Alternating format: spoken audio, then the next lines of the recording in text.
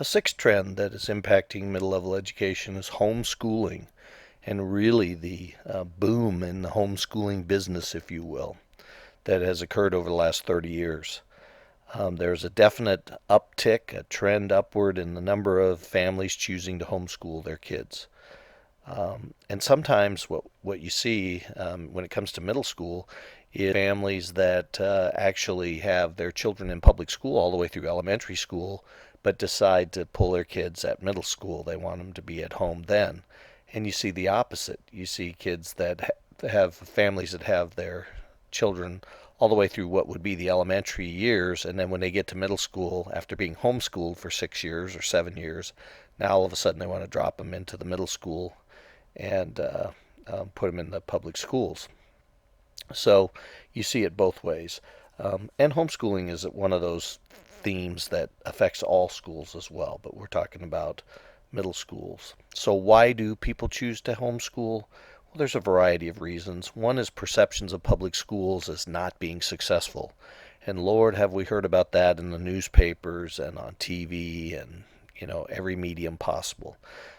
Some of the perception of public schools is mirrors what people perceive middle schools as a place where it's a place of failure, it's soft, it's not rigorous, that sort of thing. And then when you throw in the school safety aspect, many parents and families are fearful of their children at school. And but we know that from statistics that school's not a place to necessarily be fearful. Not just downplaying the bullying issue, but nonetheless, school safety issue again is over magnified when things go wrong in the news. And the millions and millions of school children that go to school and have a normal day at school is never reported in the news because that's the way it's always supposed to be. The one thing that I'm concerned about when it comes to middle school age children being homeschooled is the potential for isolation. We know that young adolescents are individuals who are seeking their identity, and identity formation occurs in a number of ways. One is quality interactions with adults, and when they're homeschooled, certainly they're going to hopefully have some quality interactions with their parents and others in their family, and perhaps in their neighborhood as well. But my concern is, are they having quality interactions with peers, young adolescent peers? And the answer is some are, some aren't. Many homeschool kids come from homes that are middle class or upper middle class, and their parents are very conscientious and they want to make sure their kids have a wide variety of experiences. So they get them involved in church groups and sports teams in the community and perhaps the theater and even service projects around the community. And I think that's wonderful, and that's exactly what they need to do so that the students have an opportunity to interact with a variety of other young adolescents. But there's also an element of folks who homeschool who, especially the ones that are afraid of schools, feel like schools aren't safe, who are a lot more isolated. And this is also true for homeschool kids who live in rural areas. Maybe they don't have the services and the opportunities being in a rural area. I saw a lot of this in Georgia when I used to teach in Georgia. And so those are the kids I worry about because if they don't have a chance to interact with other young adolescents who are different than them, eventually, at some point in time, these parents have to let them out of the home. They can't lock them in a closet all the time. And how will they be able to work on a team, on a project? How will they be able to negotiate their role within a group? I mean, these are some things that I worry about with young adolescents who are being homeschooled. I think this is a trend that will continue to impact all of schooling, including middle schools. I think for now, there's a trend upward. The uptick in homeschooling will continue, although I don't think it'll be as steep a curve as it was, say, in the 1980s and 1990s. But it'll still have an impact on us as schools.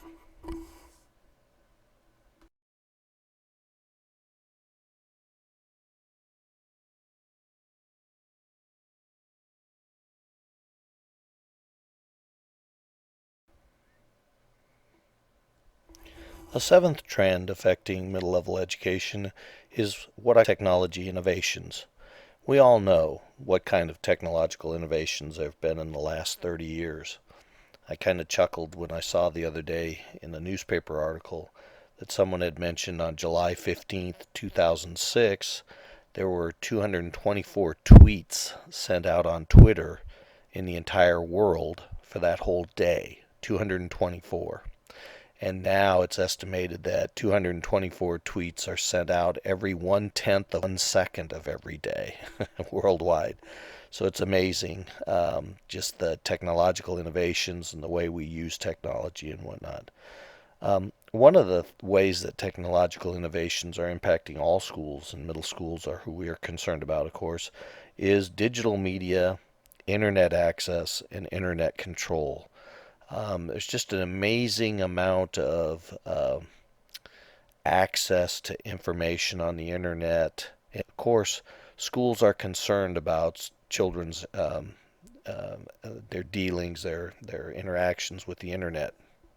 And so that's an issue for schools. You know, what do we allow, what do we not allow, and so forth.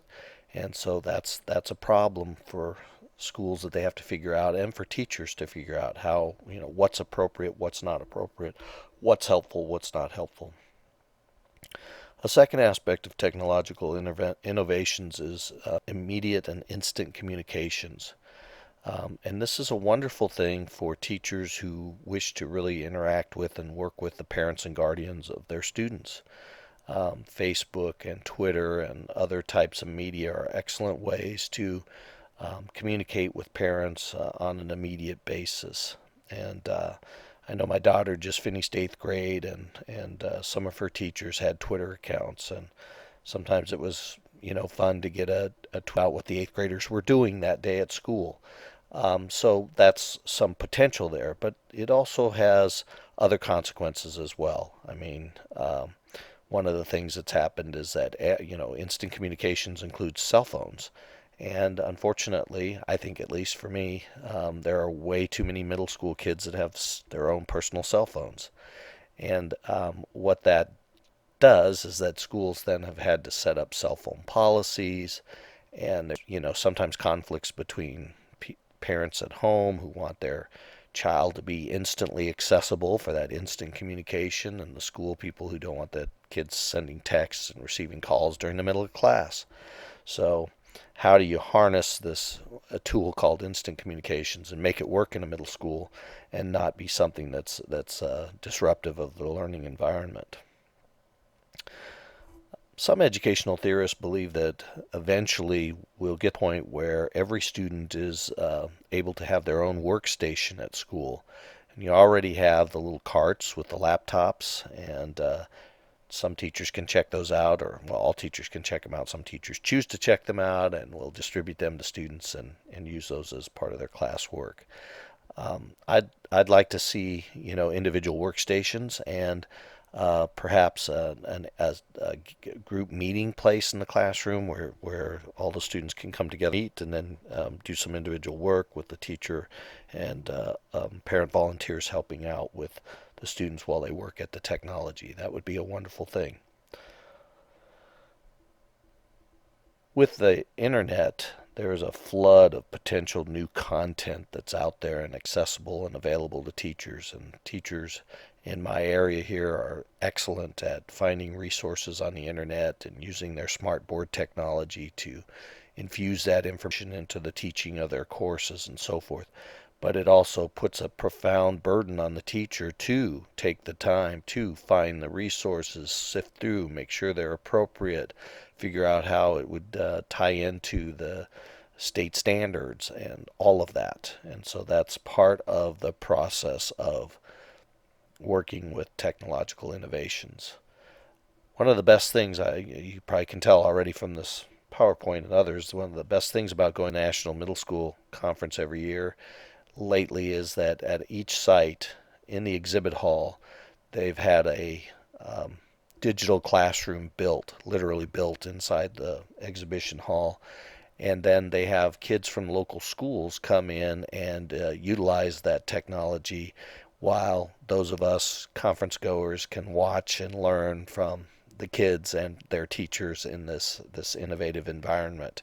And last year the conference was in Baltimore, and Maryland middle school kids came in and just did a fantastic job creating podcasts and iMovies and things like that right in the exhibit hall of the National Middle School Conference, and their teachers directed them and led them through the lessons, and we watched, and it's just a powerful thing, and I hope every school has an opportunity to have that type of innovative technology in their building, and the individuals who know how to students utilize it.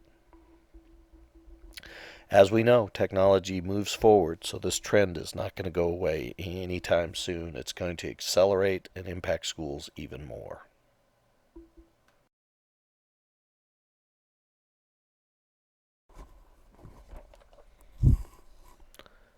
The eighth and final trend impacting middle schools today and in the future is what I call have and have not middle schools. And basically, there's a widening gulf between the middle schools of all the resources that you could imagine and middle schools that struggle to have the most basic resources to be successful with their students. And what's interesting to me is that you can find have and have not middle schools nowadays in every type of setting, urban, suburban, and in rural schools. There are excellent middle schools that have every type of technology and other teacher resources and such in the urban school as well as rural schools, but there's also obviously some have-not schools in those areas, and even in suburban areas that you wouldn't think it would be true, there are some middle schools that I would classify as have-not because they're resource starved. And what do we mean by resources? Well, there's a lot of them. We'll talk about a couple specific ones in a moment. But one of the biggest resources to me is the basically the number of adult employees in the building. One of the reasons that the gulf is widening right now during this economic crisis is that in some middle schools that I'm aware of, they have not hired teachers to replace teachers that have retired or left the field. And so what that means is that the teacher-pupil ratio has gone up. There's some schools in the area here where they have 33, 34, 35 middle schoolers to one teacher in a classroom. And that's fine if you're going to teach in a traditional way through lectures and whatnot. It gets to be a little more difficult if you're going to use the types of strategies that are ones that we know are successful with young adolescents. And so just having the personnel needed to keep the school in a place where everyone has a chance to interact successfully and have success with kids is one of the resources that is a gap between have and have not schools. Now, another resource is technology. There's a wide range of technology out there in the schools as well. Our students, when they go out to student teach, report of variance. I get students that email me and say, "Hey, Dr. Hatch, man, this school's got everything. We can, they've got 4 computer labs, and there's, pretty much enough computers for every kid in the classroom sometimes during the day, and we've got smartboard, and we've got this, we've got that." And even in some cases, my students feel overwhelmed by the amount of technology that the school has. And then I have other student teachers that say, "Oh, Dr. Hatch, I have to share an overhead transparency projector with another teacher. And the only computer in the classroom is on the teacher's desk." So there's these wide differences in terms of technology and access to technology that we have to look at. I surf the net like everybody else does, and typically I look at school sites, and it's amazing to me how many schools in Illinois do not have websites still. Okay, it's 2011. This school does not even have a website, at least that I could find. And then you go to some other schools' websites, and it's amazing. It's like a major retailer with all of the bells and whistles and pictures and whatnot. That's a big difference in have and have not schools. Another difference that shows the gulf between have and have not schools is the buildings and grounds of the schools themselves. And again, I've seen some just amazing middle schools being built around the state, incredible facilities, and including here in Unit 5 normal schools. They're opening a brand new middle school. And at least from the pictures, I haven't had a chance to set foot in it. It's going to be an amazing school building and grounds. And I think that's fantastic. But at the same time, again, I see some rural schools around here that look like they were built in 1920, and they look like they haven't been maintained very much since 1920. And so, if you are in an environment that's kind of dreary and run down, what is the motivation to try your best in that kind of environment? And that goes for the teachers, by the way, as well as the students. And so it's important that all middle school kids have a safe, clean, attractive, compelling facility to learn in. And the same for middle school teachers, they need that as well. And so the gulf between those that have that kind of environment and those that don't is widening, and I'm afraid of that. So why is that? Well, we know that there's different tax bases in different school districts, so that certainly is a start. But one of the other issues on schools is the competition for state funding. Back in the 1920s, about 71% of the state's budget was spent on public schooling. So if you sliced up the state budget like an apple pie, 71% of that apple pie, boy, that's a big portion of it, went to public schools, went to funding public schools. In the year 2010, about 34% of the state's budget goes to public schooling, on average, all the states in the union. It's a humongous difference, less than half than what it was in the 1920s. So where is it going, that money? Why is the pie not as big for schools? Well, one of the places it goes is to welfare. The federal government has diminished welfare programs, and the states have picked those up. Another is criminal justice system. You know how many more police officers and judges and courts and juvenile facilities and prisons and such have been built and operated and all over the United States. And a third resource is infrastructure, our aging infrastructure, building bridges, building roads, water lines, power, sewer lines. Getting those replaced and extended and built, states expend a lot of money on those projects as well. So I see this as being a trend that also will continue, unfortunately. I wish it weren't the case, but frankly, the have and have not middle schools, I suspect the gulf will continue to widen over the years.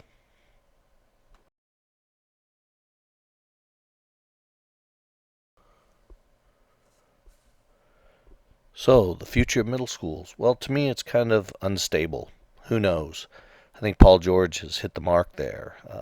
Will we see middle schools like we wanted to have in the future? It's hard to tell right now. I'm not sure that the future is very determinant in terms of having great schools for young adolescent children. I really actually see split trends. I see some positive things happening. People are understanding young adolescents better than before, and more research is being conducted on them. I see states like Ohio and Pennsylvania instituting certification specifically so that they'll have middle-level specialists teaching young adolescents. And I see schools adopting the Turning Points recommendations and even applying for things like the Horizon Schools to Watch program. But I also see some negative things as well. Some states diminishing their certification for middle level education. Some schools moving away from the middle school concept, getting rid of their advisory program, and in some cases getting rid of their interdisciplinary teams and team planning time. So it's kind of a split trend there. And because of the split trend, I have hope and I have some despair for middle level. Some hope that things will get better. And again, Pennsylvania and Ohio provide some of that hope. And despair when I think about Illinois and the foot dragging that goes on here in terms of middle level education. And in fact, it's ironic. I was hired by Illinois State 10 years ago. And at that time, the person that I was replacing, Dr. Deborah Curtis, was working with the State Board of Education to try to get them to do like Ohio and Pennsylvania and create a middle level certification. And she had complained about how they've been working on that for 10 years before I came, so over 20 years now. Well, Dr. Curtis is now the Dean of the College of Education at Illinois State University, and still we don't have a specific certificate for middle level education. So that goes along with the despair part, I guess, a little bit. So I guess bottom line to me is that John Mayer, who had a hit single called "Waiting for the World to Change" on the CD titled "Continuum," talks about how he and his buddies are waiting for the world to change because he doesn't feel like he can have an impact on it. Well, I hope that we don't pull out a John Mayer card when it comes to middle level education. I hope that we all become advocates for middle level education and for young adolescents so that we can have some wonderful schools for our young adolescents into the future. And so don't sit back. If you have a chance to advocate for the middle level concept in your school district, don't be afraid to speak up. That's what this course is all about.